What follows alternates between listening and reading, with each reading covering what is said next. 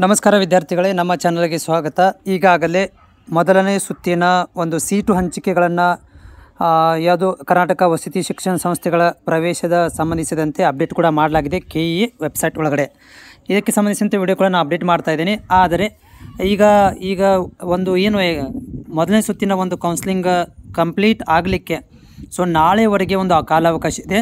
ಯಾಕಂದರೆ admission first ರೌಂಡಲ್ಲಿ ಯಾರಿಗೆ seat allotment ಆಗಿದೆ ಅಂಥ ವಿದ್ಯಾರ್ಥಿಗಳು 7ನೇ ತಾರೀಕಿನ ತನಕನೂ ಹೋಗಿ ಅಡ್ಮಿಷನ್ಸ್ ಸ್ಕೂಲ್ಗಳಲ್ಲಿ ಹೋಗಿ ಅಡ್ಮಿಷನ್ ತೊಗೋಬೇಕು ಅಂತ ಒಂದು ಆರ್ಡ್ರ್ ಇದೆ. ಆ ಒಂದು 7ನೇ ತಾರೀಕಿಗೆ ಮುಗಿದ ನಂತರ ಯಾರೆಲ್ಲ ವಿದ್ಯಾರ್ಥಿಗಳು ಅಡ್ಮಿಷನ್ ತೊಗೊಂಡಿರ್ತಾರೆ ಮತ್ತು ಯಾವೆಲ್ಲ ವಿದ್ಯಾರ್ಥಿಗಳು ಅಡ್ಮಿಷನ್ ತೆಗೆದುಕೊಂಡಿರುವುದಿಲ್ಲ ಆ ಒಂದು ಇದನ್ನು ಸೀಟ್ಗಳನ್ನು ಮತ್ತೆ ರಿಟರ್ನ್ ಆಗುತ್ತೆ, ವಾಪಸ್ ಬರ್ತವೆ.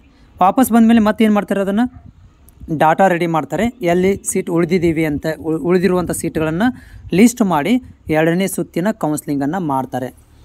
ಹೀಗಾಗಿ ಇದನ್ನು ಮಾಡಬೇಕಂತಂದರೆ ಬರುವಂಥ ದಿನಗಳಲ್ಲಿ ಅಂದರೆ ನಾಳೆಗೆ ಒಂದು ಶುಕ್ರವಾರ ಇರೋದರಿಂದ ನಾಳೆಗೆ ಒಂದಿನ ವರ್ಕಿಂಗ್ ಡೇ ಇದೆ, ನಾಳೆಗೆ ಕ್ಲೋಸ್ ಆಗುತ್ತೆ. ನಾಡಿದ್ದು ಗೌರ್ಮೆಂಟ್ ರಜೆ ಅಂದರೆ ಸೆಕೆಂಡ್ ಸ್ಯಾಟರ್ಡೇ ಏನಾದರೂ ಆದರೆ ರಜೆ ಆಗ್ಬೋದು ಮತ್ತು ಸಂಡೇ ರಜೆ ಆಗುತ್ತೆ.